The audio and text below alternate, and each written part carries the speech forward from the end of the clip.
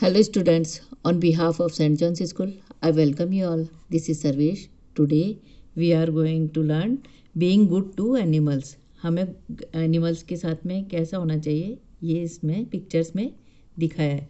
जैसे ये इस कैट को बचाने गया है, ये कैट फंस गई है यहाँ पर पेड़ पर, है ना। तो ये उसको उतारने के लिए गया है। इसके डॉग के पैर में लगी हुई है तो ये उसको प्यार कर रही है, उसकी दवाई लगाई है, ये इसके साथ खेल रही है। तो ये गुड बिहेवियर है, ये भी गुड बिहेवियर है, ये भी गुड बिहेवियर है। अब ये फिश को खाना दे रही है तो ये भी गुड बिहेवियर है ना।